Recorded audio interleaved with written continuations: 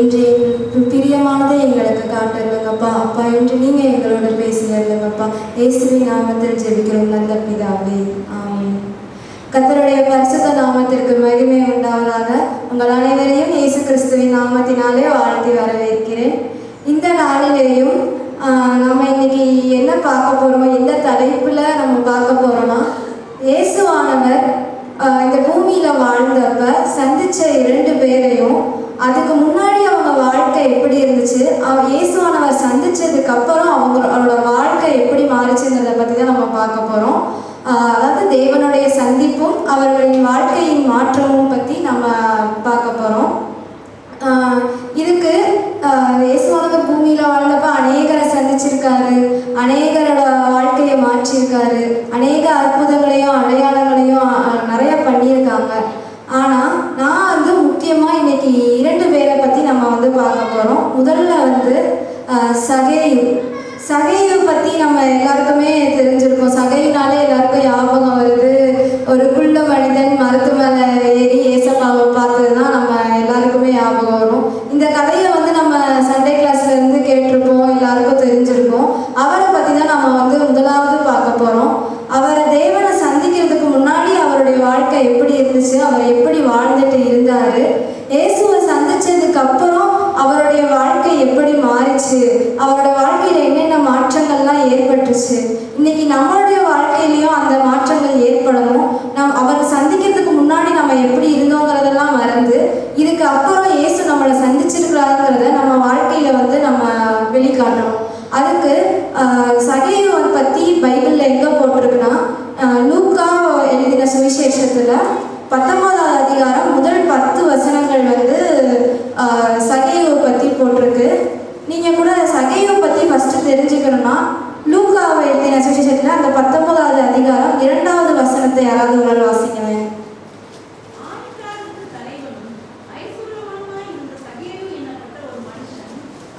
இங்கே சகேயு யாருன்னு ஃபர்ஸ்ட் சொல்கிறாங்க. நம்ம முதல்ல சகேயுவை பற்றி நம்ம கற்றுக்கணும்னா, சகேயு யாருன்னு முதல்ல நமக்கு தெரிஞ்சுக்கணும்.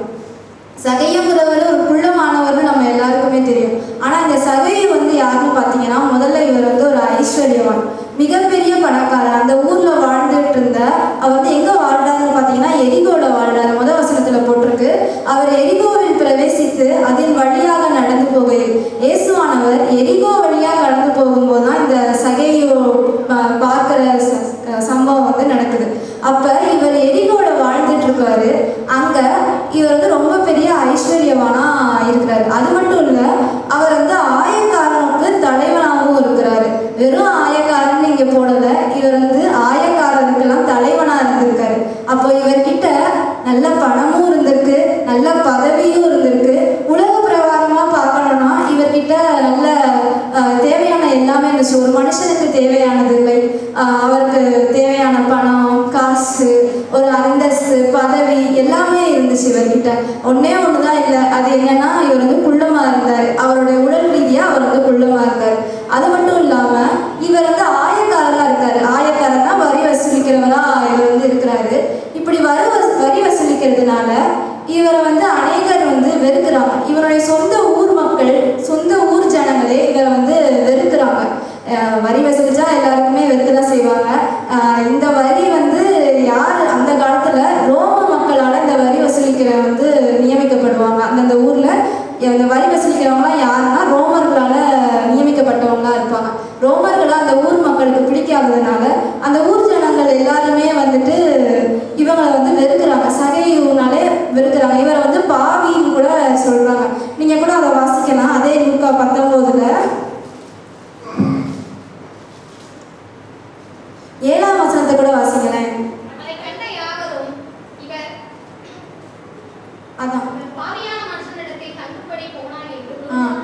அந்த ஊர் மக்கள் எல்லாரும் இவர் பாவின்னு நினைச்சு இவரை ஒதுக்குறாங்க.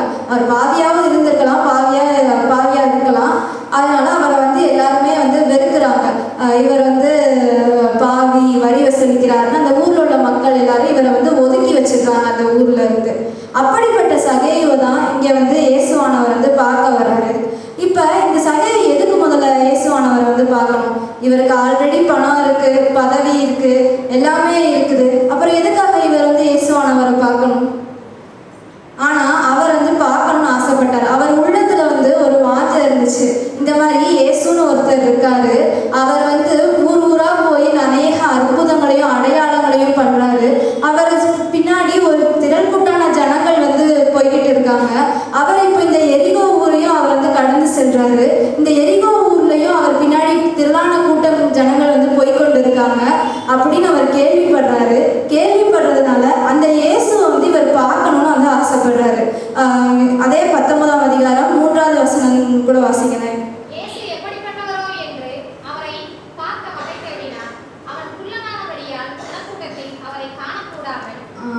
இங்க வந்து அவர் இயேசு எப்படிப்பட்டவரோன்னு அவர் வந்து பார்ப்பதற்கு வந்து வகை தேடணும்.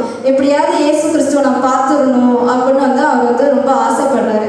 அதனால இப்போ வந்து அவர் அந்த கூட்டத்துக்கு போறாரு. ஆனா அந்த கூட்டத்துக்கு போனா இப்போ இவர்கிட்ட தான் ஒரு குறை இருக்குது. இவர் தான் குள்ளமா இருக்காரு. குள்ளமா இருக்கிறதுனால இவரால் அந்த கூட்டத்துல இயேசு கிறிஸ்துவை பார்க்க முடியல. என்னதான் அவர் பார்க்கணும்னு ஆசைப்பட்டு அந்த இயேசுவை பார்க்கணும்னு அங்க போயிருந்தாலும், அவர் உள்ளத்துல இயேசுவை பார்க்கணுங்கிற வாஞ்சை இருந்தாலும் அங்க போனப்ப அவரால் இயேசு கிறிஸ்துவை வந்து பார்க்க முடியல அந்த கூட்டத்தினால. இப்போ இவர் என்ன பண்றாரு, சரி நமக்கு தான் பார்க்க முடியலையே, கூட்டமா இருக்குதே, நம்ம குள்ளமா வர இருக்கோமே அப்படின்னு சொல்லிட்டு உடனே அவர் வீட்டுக்கு போகல. பார்க்கணும்னு வந்துட்டாரு, மனசுல வாஞ்சையும் இருக்கு இயேசுவை பார்க்கணும்னு. ஆனா இவருக்கு அதை இயேசுவை பார்க்கறதுக்கான வழி இவர்கிட்ட இல்லை. உள்ளத்துல வாஞ்சை இருக்கு, ஆனா அவருக்கு என்ன பண்ணணும் வழி இல்லாம இருந்தார். ஆனாலும் அவர் திரும்பி போகாம அவர் என்ன பண்றாரு, அவர் போகும் வழியின் முன்னாக ஓடி அவரை பார்க்கும்படி ஒரு காட்டத்தி மரத்தில் ஏறினான். உடனே அந்த கூட்டத்துல இருந்து அவர் முன்னாடி ஓடி போய் அந்த கூட்டத்தை விட்டு தள்ளி ஓடி போய் ஒரு மரத்து மேலே ஏறி இயேசு கிறிஸ்துவை பார்க்கறதுக்காக அந்த மரத்து மேலே வந்து ஏறுறாரு.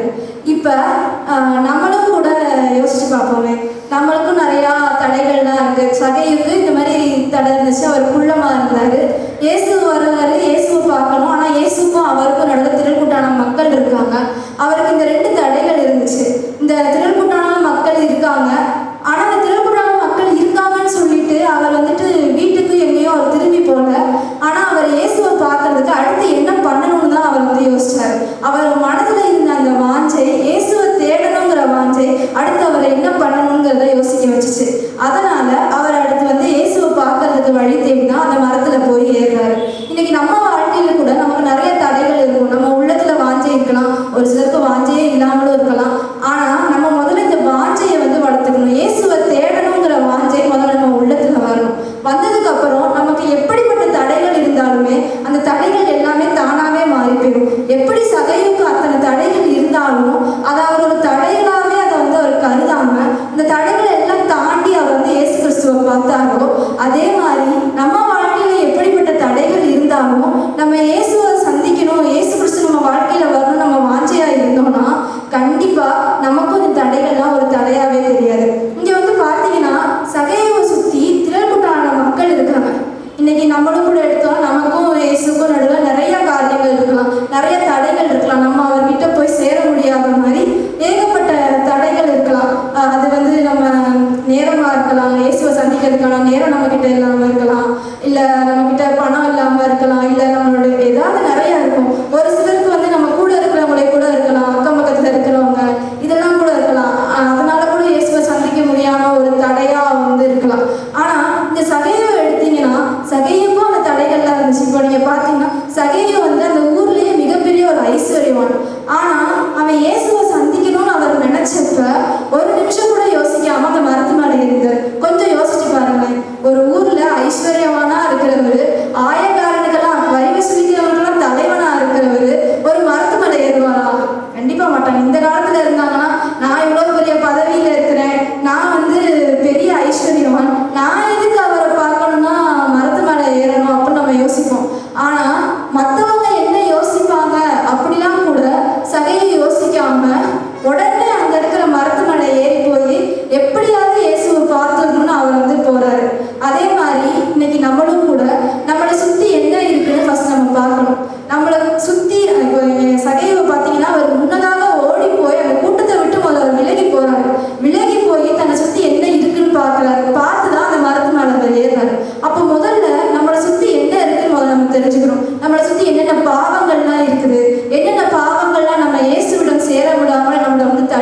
தடையா இருக்குங்கிறத முதல்ல நம்ம வந்து ஆராய்ச்சி பார்க்கணும்.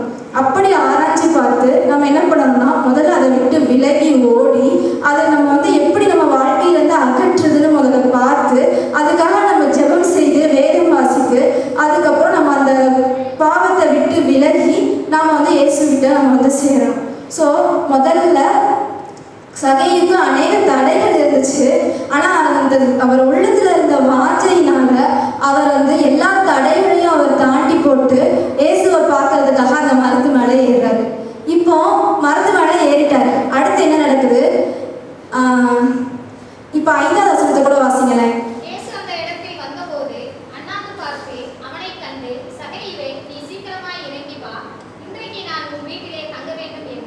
இப்போ சகையும் மரத்து மேலே ஏறிட்டாரு. இயேசுவானவர் அந்த கூட்டத்தில் அநேக மக்கள் இருக்காங்க, அநேக ஜனங்கள் இருக்காங்க.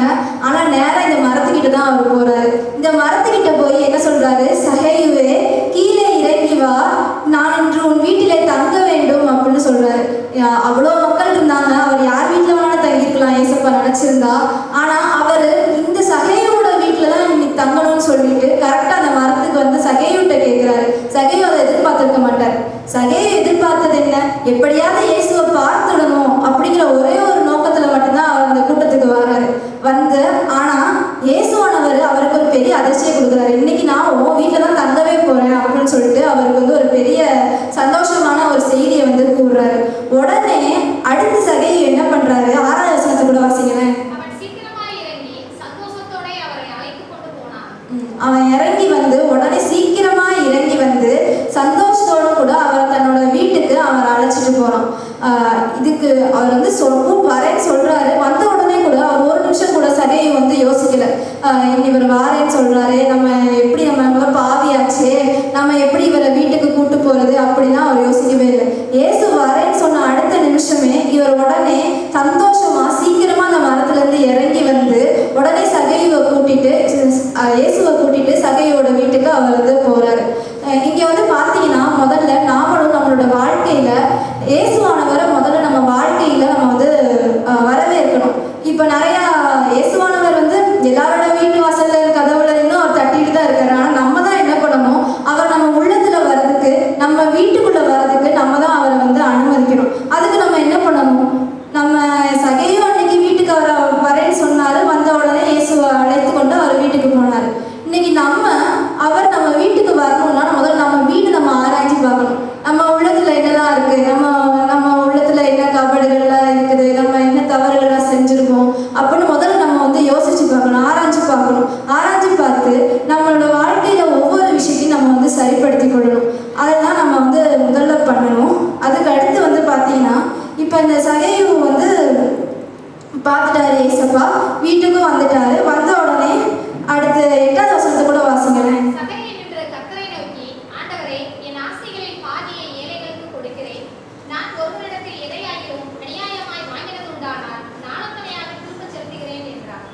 இப்போ வந்து சகையோட வீட்டுக்கு இயேசு கிறிஸ்து வந்துட்டாரு. வந்ததுக்கு அப்புறம் இயேசு கிறிஸ்து ஏதாவது பேசினாரா அப்படின்னு நீங்க வந்து பார்த்தீங்கன்னா அது வந்து இந்த இடத்துல எதுவும் போடலை. முதல்ல சகையை பேசுறதுக்கு முன்னாடி இயேசுவானவர் வந்து எதுவுமே பேசலை. அதுக்குள்ள சகையை என்ன சொல்றாரு? தேவன் தன்னோட வீட்டுக்கு வந்த உடனே என்னுடைய ஆஸ்திகள்லேயே நான் வந்து பாதியை வந்து நான் கொடுத்துடுறேன். அது மட்டும் இல்லாம நான் அநியாயமா ஏதாவது வாங்கினது உண்டானால் நானும் தனியாக திரும்ப செலுத்துகிறேன் அப்படின்னு வந்து சொல்றாரு. இங்க வந்து நீ இன்னொன்னையும் கவனிக்கணும். அவர் என்ன சொல்றாருன்னா அநியாயமாய் வாங்கினது உண்டானால், ஒருவேளை நான் அநியாயமா மற்றவங்க கிட்ட நான் வாங்கியிருந்தேன்னா, அவர் வாங்கியிருந்தாரா வாங்கலையாங்கிறது நமக்கு தெரியாது. அவர் வாங்கியிருந்தேன் அப்படின்னா அதை நாடு தனியா திரும்ப கொடுக்குறேன்னு சொல்றாரு. இதுக்கு முன்னாடி வர அவர் ஏசப்பாவை சந்திக்கிறதுக்கு முன்னாடி வர அவர் எப்படி இருந்தாரு? வரி வசூலிச்சுட்டு இருந்தாரு. அதனாலதான் மக்கள் எல்லாரும் அவரை வந்து ரொம்ப வெறுக்கிறாங்க. அதுக்கு முன்னாடி வரைக்கும் அவர் பணம் வாங்கிட்டு தான் இருந்தாரு. ஆனா இயேசுவானவரை சந்திச்சதுக்கு அப்புறம் அவர் வாழ்க்கை முறையில ஒரு மிகப்பெரிய மாற்றம் ஏற்படுது. என்ன மாற்றம் ஏற்படுது? அவர் எப்படிலாம் கொடுக்கலான்னு யோசிக்கிறாரு. அவர் வந்து அவரோட ஆஸ்தியிலேயே பாதியை கொடுக்குறேன்னு சொல்றாரு. அப்படி கொடுத்தும் அவர் வந்து நிப்பாட்டல. அடுத்து பின்னாடி என்ன சொல்றாரு? நான் வந்து யார்கிட்டயாவது அநியாயமாய் வாங்கியிருந்தேன்னா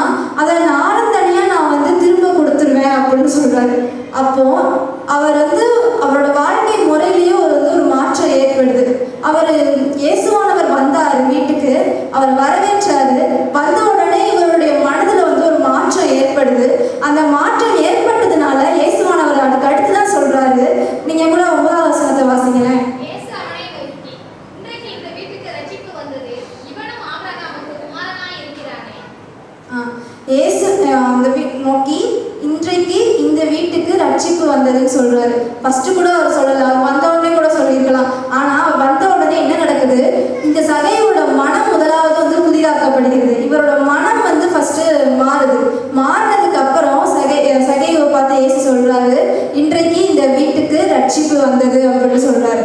இப்ப நீங்க சகையோட முதல்ல இருந்து நீங்க யோசிச்சு பாருங்களேன். முதல்ல அவர் வந்து எப்படி இருந்தாரு, அவர் வந்து அப்பவுமே அவர் ஐஸ்வர்யவானா இருந்தார். அவர் அப்பவுமே நினைச்சிருந்தா கஷ்டப்படுறவங்களுக்கு ஏழைகளுக்கெல்லாம் அவர் திரும்ப கொடுத்துருக்கலாம். ஆனா அவர் அப்ப எதுவுமே பண்ணல. அவருடைய வாழ்க்கை முறையில ஒரு மாற்றமே இல்லாம தான் இருந்துச்சு. ஆனா என்னைக்கு அவர் இயேசுவானவரை பார்த்தாரோ, என்னைக்கு இயேசுவானவர் தன்னோட உள்ளத்துல அவரை ஏற்றுக்கொண்டாரோ, அன்னைக்கு அவரோட வாழ்க்கையில ஒரு மாற்றம் ஏற்பட்டுச்சு. அவரோட வாழ்க்கையில அன்னைக்கு ஒரு ஆசீர்வாதம் இருந்துச்சு. அது அன்னையோட அது நின்றுக்க வாய்ப்பே இல்லை. அன்றைக்கு இயேசுவானவரை சந்திச்சாருங்கிறது ஒரு நிகழ்வு. அதுக்கு அப்புறம் அவர் வாழ்க்கையில எப்படி வாழ்ந்திருப்பாருன்னு கொஞ்சம் யோசிச்சு பாருங்க. அந்த ஊர் மக்களுக்கெல்லாம் கண்டிப்பா அவர் ஒரு சாட்சியா வாழ்ந்திருப்பார். அத்தனை நாள் வர பாவி பாவின்னு சொன்னவர், ஊர் மக்கள்லாம் அவரை பாவி பாவின்னு சொன்னாங்க. ஆனா அன்னைக்கு அவர் என்ன சொல்றாரு, என் ஆஸ்தியிலே நான் பாதியை வந்து நான் திரும்ப தரேன்னு சொல்றாரு. அப்ப அந்த ஊர் மக்கள் திரும்ப அவர் அப்படி பேசிக்க வந்து வாய்ப்பு இல்லை. அதுக்கப்புறம் அவர் வந்து அந்த ஊருக்கே ஒரு சாட்சியா வாழ்றாரு. இது வந்து சகேயை பத்தி. இப்ப நீங்க இதுலயே வந்துட்டு நீங்க 2 கொரிந்தியர் 5ஆம் அதிகாரம் 17வது வசனத்தை கூட வாசிக்கிறேன். 2 கொரிந்தியர் 5ஆம் அதிகாரம் 17வது வசனம்.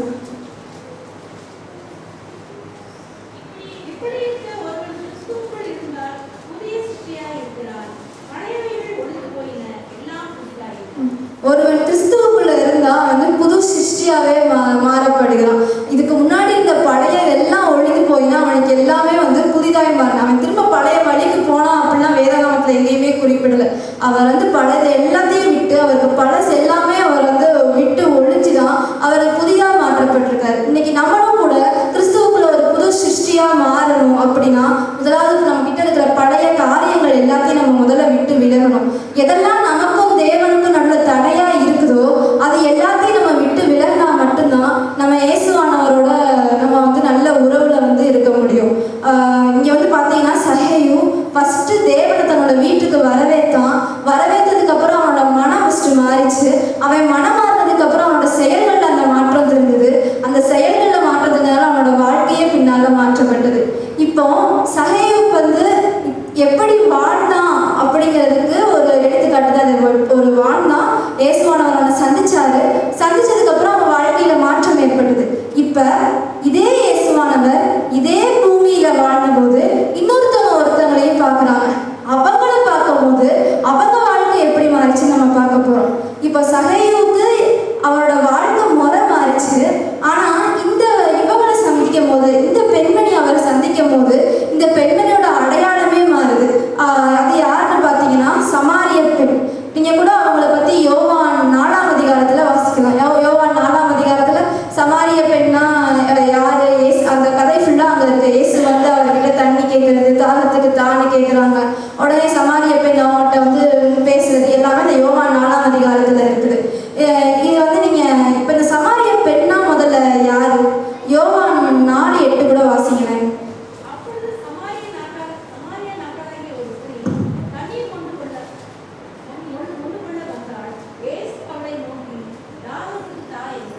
இங்க வந்து இந்த சமாரிய பெண் தேவனிடம் ஃபர்ஸ்ட் இயேசுவானவர் வந்து ஃபர்ஸ்ட் சமாரிய பெண்ணை பார்த்து எனக்கு தாகத்துக்கு தா அப்படின்னு கேட்கறது வந்து இந்த இடத்துல போட்டிருக்கு.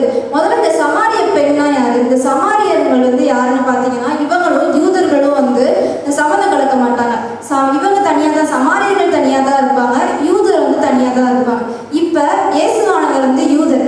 இந்த இயேசுவானவர் யூதர் தெரியுது சமாரிய பெண்ணுக்கு. தெரிஞ்சதுனால அதுக்கு அடுத்த வசனத்துல கூட கேட்குறாங்க. அந்த யூதர் அடுத்த வசனத்துல ஸ்ரீ வந்து பார்த்து கேட்குறாங்க, யூதர்கள் நீ யூதனா இருக்க சமாரிய ஸ்திரீயாகிய என்னிடத்தில் தாகத்துக்கு தா என்று எப்படி கேட்கலாம் அப்படின்னு கூட இந்த ஸ்ரீ வந்து இயேசுவானவரை பார்த்து கேட்குறாங்க. அப்போ இயேசுவானவர் அவங்க சமாரியர்கள் கூட பார்க்காம இவர் யூதரா இருந்தாலும் மற்றவங்க என்ன நினைப்பாங்க, மற்றவங்க கண்டிப்பா நினைக்கலாம் இவர் யூதரு மேசியான்னு சொல்றாரு, ஆனா இவர் போய் சமாரியர்கிட்ட போய் பேசுறாரு அப்படின்னு அவங்க நினைக்கலாம். ஆனா இயேசுவானவர் எதுவுமே நினைக்காம அந்த சமாரிய பெண்கிட்ட முதல்ல வந்து பேசுறாரு. இப்போ இந்த சமாரிய பெண்ணை பத்தி பார்க்கணும்னா இவங்களோட வாழ்க்கையில் என்ன நடந்துச்சு, இயேசுவை சந்திக்கிறதுக்கு முன்னாடி இவங்களோட வாழ்க்கை எப்படி இருந்துச்சு பார்த்தோம்னா அதே அதிகாரத்துல 16வது வசனத்திலிருந்து 18ஆம் வசனம் வரைக்கும் வாசிக்கிறேன்.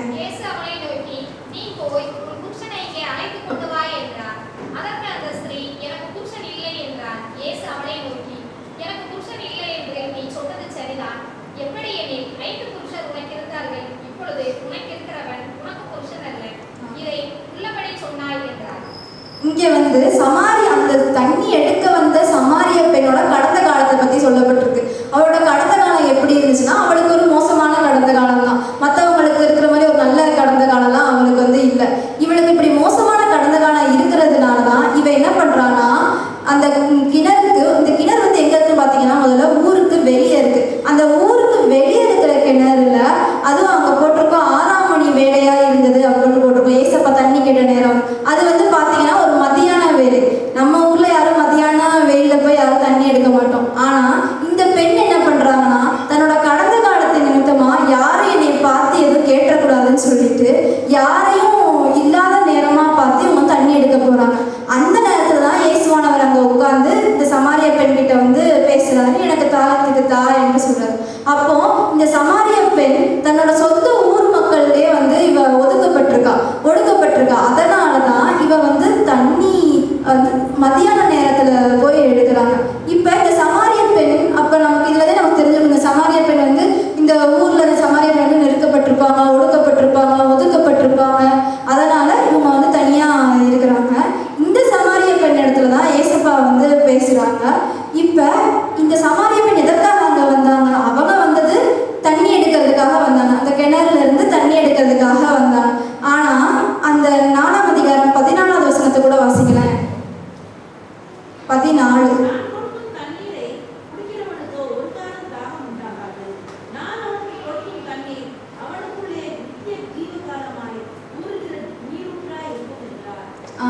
இப்ப இவங்க வந்தது ஒரு சாதாரண தண்ணி எடுக்க தான் வந்தாங்க. ஆனா இயேசுவானவர் இங்க சொல்றாரு, என்கிட்ட ஒரு தண்ணி இருக்கு, அந்த தண்ணியை குடிச்சனா உனக்கு ஒரு நாளும் உனக்கு தாகமே எடுக்காது.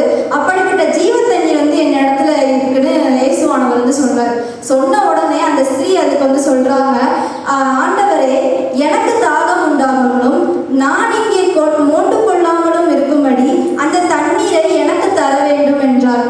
ஏசப்பா சொன்னாங்க. ஆனா அதை கேட்டுட்டு கூட போயிருக்கலாம், இவர் யூதர் சொல்றாங்களே அப்படின்னு சொல்லிட்டு அவர் வந்து அதை காதால கேட்டுட்டு கூட போயிருக்கலாம். ஆனா அந்த சமாரிய பெண் என்ன பண்றாங்க, உடனே எனக்கு அந்த தண்ணீரை வந்து எனக்கு கொடுங்க அப்படின்னு முதலாவதா கேட்கிறாங்க. எப்படி சகையும் மனசுல ஒரு வாஞ்சை இருந்ததோ, தேவனை தேடணுங்கிற வாஞ்சை இருந்துச்சோ, அதே மாதிரி இந்த சமாரிய பெண்ணோட மனசுலயும் ஒரு வாஞ்சை இருக்கிறத நம்ம பார்க்கலாம். என்னதான் தன்னோட கடந்த காலம் வந்து மோசமாக இருந்தாலும் இவ தன்னோட வாழ்க்கையை மாற்றிக்கிறதுக்கு இவ வந்து ஒரு ஸ்டெப்பு முன்னாடி வந்து எடுக்கிறத நம்ம பார்க்கலாம். இப்ப அதுக்கு அடுத்து இவங்க பேசுறத நீங்க பார்த்தீங்கன்னா 25வது வசனத்தை கூட வாசிங்களேன். 25.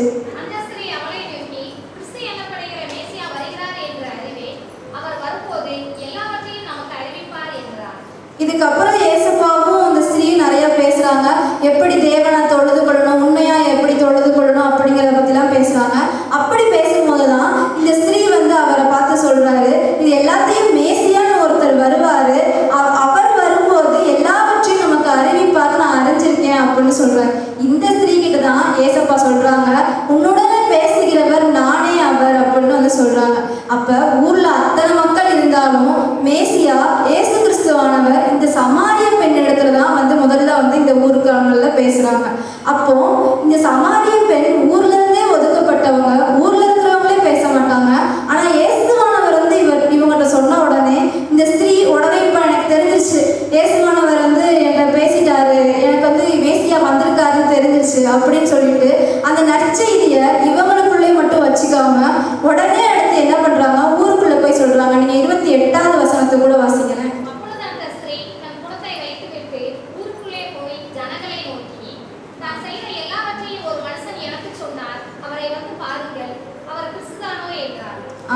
இங்க உடனே அவ என்ன பண்றா, தனக்கு நற்செய்தி கிடைச்ச உடனே குடத்தை வைத்து விட்டு ஊருக்குள்ள போய் இந்த மாதிரி நான் இயேசு கிறிஸ்துவை பார்த்தேன், இயேசு கிறிஸ்து தானோ என்றால் அந்த மாதிரி உள்ள போய் சொல்றா. இவ எதுக்காக போனா முதல்ல, இத்தனை நாளா கடந்த காலம் இருந்துச்சு, இந்த கடந்த காலத்தினாலதான் அவ அவங்ககிட்ட எல்லாம்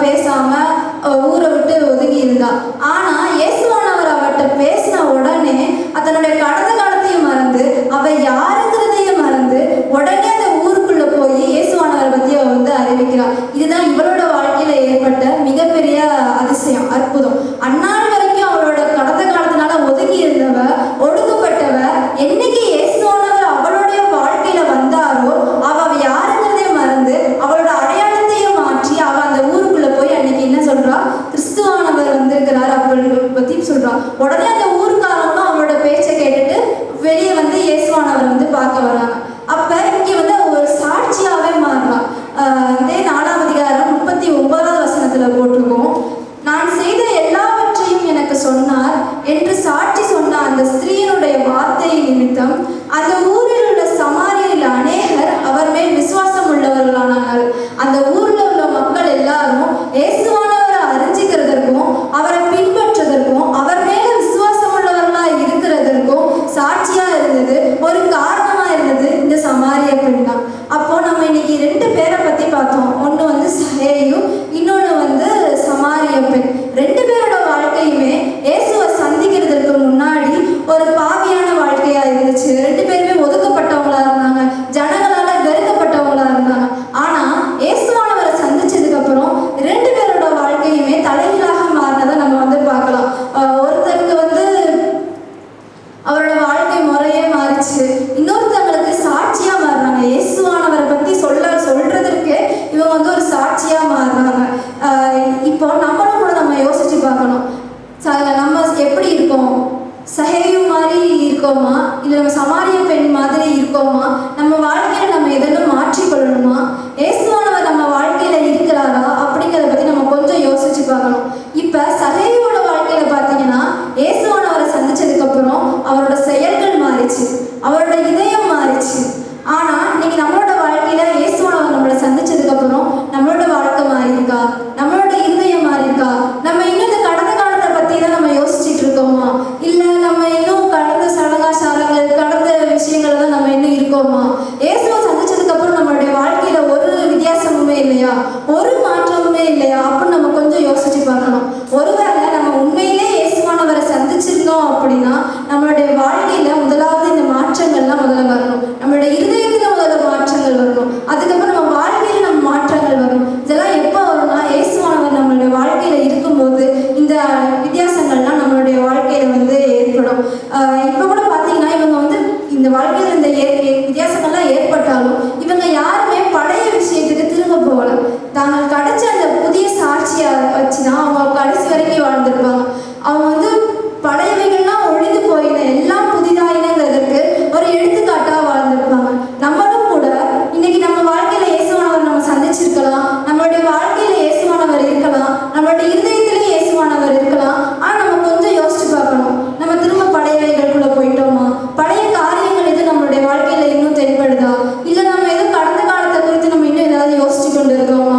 ஏதாவது நம்ம வாழ்க்கையில இயேசுவானவருக்கும் நமக்கும் உள்ள ஏதாவது தடைகள் இருக்குதா அப்படிங்கிறத முதலாவது நம்ம வந்து யோசிச்சு பார்க்கணும். அப்படி இருந்துச்சுன்னா உடனே இன்னைக்கு முதல்ல நம்ம அந்த விஷயங்கள்லாம் விட்டு விலகணும். என்னெல்லாம் நம்ம வாழ்க்கையில இருக்குன்னு ஆராய்ச்சி பார்த்து அதை விட்டு நம்ம முதல்ல ஓடணும். ஓடி இயேசுவானவரை நம்ம உள்ளத்துல மறுபடியும் வாங்கன்னு சொல்லி அழைச்சி நம்ம உள்ளத்துல நம்ம வரவேற்கும் போது நம்மளோட வாழ்க்கையிலும் அந்த மாற்றங்கள் வந்து ஏற்படும். தொடர்ந்து ஜெபம்.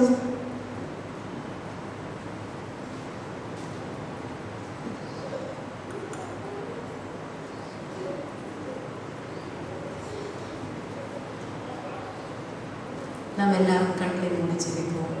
நல்ல வார்த்தைகளை கேட்டோம். ஆண்டவரை சந்தித்த 2 நபர்களுடைய வாழ்க்கை எவ்வாறு மாறினது என்பது நாம் இன்றைக்கு நாம் தியானித்தோம். ஆண்டவரை நாம் அநேக நேரங்களிலே நாம் சந்திக்கிறோம், அநேக ஆண்டவரை நாம் ஏற்றுக்கொண்டிருக்கிறோம். அவங்களுக்கு நல்ல ஒரு வாழ்க்கையில் ஒரு மாற்றம் வந்தது. நம்முடைய வாழ்க்கை எப்படி இருக்கிறது என்று நம்மை நாமே நிதானித்து பார்த்தோம். ஆண்டவரை நாம் ஏற்றுக்கொண்டிருக்கிறோம், ஆனால் நம்முடைய வாழ்க்கை மாறி இருக்கிறதா? நாம் ஆண்டவரை ஏற்றுக்கொண்டாலும் அநேக நேரங்களிலே நாம் என்ன செய்கிறோம்? பழையவைகளை நாம் திரும்ப திரும்ப பழைய காரியங்களை நாம் செய்து கொண்டே தான் இருக்கிறோம். அதனால தான் நம்மள்ட்ட இன்ன வரைக்கும் ஆசீர்வாதம் இல்லாமல் இருக்கிறது. அந்த ஆசீர்வாத தடைக்கு, அந்த மாற்றம் இல்லாத தடைக்கு காரணம் வேற யாரும் பார்த்தீங்கன்னா நம்ம தான். அதனால இந்த நாளிலே ஆண்டவர் நம்மை மாற்றும்படி, எப்படி அந்த சகேயு அவருடைய ஆண்டவரை கண்ட பொழுது அவருடைய வாழ்க்கை மாறினதோ, எப்படி சமாரிய ஸ்திரீயை கண்ட பொழுது ஆண்டவர் அவரை கண்ட பொழுது எப்படி சமாரிய ஸ்திரீயுடைய வாழ்க்கை மாறினதோ அதே போல இன்றைக்கும் நம்முடைய வாழ்க்கை மாறுபடியாக ஆண்டவரிடத்திலே நாம் ஒப்பு கொடுத்து நாம் ஜெபிப்போமா? எல்லாரும் கண்களை மூடி நாம் ஜெபம் பண்ணுவோம்.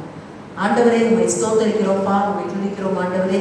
இந்த நாளிலும் ஆண்டவரே நாங்கள் நல்ல வார்த்தைகளை கேட்டோம்ப்பா. ஆண்டவரே, அன்றைக்கு ஆண்டவரே அப்பா பாவியான ஸ்திரீயை ஆண்டவரப்பா உண்மை சந்தித்த பொழுது ஆண்டவரே, உம்முடைய ஆண்டவரை சம்பாஷித்த பொழுது ஆண்டவரே அவருடைய இருதயத்தை நீர் மாற்றினீர் ஆண்டவரே. அப்பா சகேயும் ஆண்டவரே நீங்க மாற்றினீங்க ராஜா. இந்த நாளிலும் ஆண்டவரே எங்களுடைய ஆண்டவரே அப்பா நீங்க அநேக நேரங்களிலே நீங்க பேசுறீங்கப்பா. ஆனாலும் ஆண்டவரே நாங்கள் ஆண்டவரே அடைக்கப்பட்ட இதயங்களாய் நாங்கள் அநேக நேரங்களில் நாங்கள் காணப்படுகிறோம்ப்பா. ஆண்டவரே அப்பா நீர் எங்களை ஆண்டவரே ஒரு விசை எங்களை நீங்க மன்னிங்க ராஜா. ஆண்டவரே இன்னும் அதிகமான வாஞ்சையை எங்களுக்கு தாங்கப்பா. எங்களை நாங்கள் ஆண்டவரை எந்தெந்த காரியங்களில் ஆண்டவரே எங்களை விட்டு நாங்கள் விலக வேண்டும் என்று ஆண்டவரே அப்பா நாங்கள் தீர்மானிக்கிறோமோ ஆண்டவர் அந்த காரியங்கள் எல்லாம் அந்த ஆண்டவரே நாங்கள் விலக எங்களுக்கு உதவி செய்யுங்க ராஜா. ஆவியானவரே நீர் ஆண்டவரே எங்களை நீங்க செம்மையான பாதையிலே நடத்த வேண்டுமாய் நாங்கள் ஜெபிக்கிறோம் ராஜா. ஆண்டவரே இன்னும் ஆண்டவரே எங்களுடைய ஆண்டவரே எல்லா காரியங்களும் நாங்கள் மாற்றம் பெற்ற ஆண்டவரே இன்னும் ஆண்டவரே மற்றவர்களுக்கு ஆண்டவரே ஒரு சாட்சி உள்ளவர்களாய் நாங்கள் ஆண்டவரை எழுப்பி நிற்க ஆண்டவரே மற்றவர்களுக்கு ஆண்டவரை நாங்கள் உண்மை குறித்து அறிவிக்கிறவர்களாய் நாங்கள் ஆண்டவரே எங்களை நீங்க இந்த நாளிலே மாற்ற வேண்டுமாய் ஜெபிக்கிறோம் ராஜா. எப்படி அந்த சமாரிய ஸ்திரீ உண்மை கண்டபொழுது ஆண்டவரே ஊரிலே சென்று எப்படி சாட்சி சொன்னார்களோ ஆண்டவரே இந்த நாளிலும் ஆண்டவரே அங்கே எங்களையும் ஆண்டவரே ஒரு நல்ல ஒரு சாட்சி உள்ள ஆண்டவரே ஒரு பாத்திரமாக ஆண்டவரே நீர் இந்த நாளிலே எங்களை எடுத்து நீங்க நிறுத்த வேண்டுமாய் ஜெபிக்கிறோம் ராஜா. அதற்கு ஏற்ற வகையிலே ஆண்டவரே எங்களுடைய உள்ளங்களிலே நல்ல மாறுதலை கொண்டு வாங்கப்பா. ஆண்டவரை எல்லாம் திறக்கப்பட்ட ஆண்டவர் எல்லா இதயங்களும் ஆண்டவரே இந்த நாளிலே நீங்க திறக்கப்பட வேண்டுமா நாங்கள் ஜெபிக்கிறோம் ராஜா. இந்த நாளிலும் ஆண்டவரே வந்தவர்கள் ஒவ்வொருக்கா நாங்கள் ஜெபிக்கிறோம். வந்தவர்கள் ஒவ்வொரையும் ஆசீர்வதித்து வழி நடத்துங்க. எங்களை தாழ்த்தி உடைக்காரங்களை ஒப்புக் கொடுக்கிறோம். நேசிக்கிற இயேசு மூலம் ஜெபிக்கிறோம் எங்கள் ஜீவன் நல்ல பிதாவே, ஆமென். என் ஆத்துமாவே கர்த்தரை ஸ்தோத்திரி, என் முழு உலகமே அவருடைய பரிசுத்த நாமத்தை ஸ்தோத்திரி. என் ஆத்துமாவே கர்த்தரை ஸ்தோத்திரி, அவர் செய்த சகல உபகாரங்களை மறவாதே. ஆமென். ஹல்லேலூயா.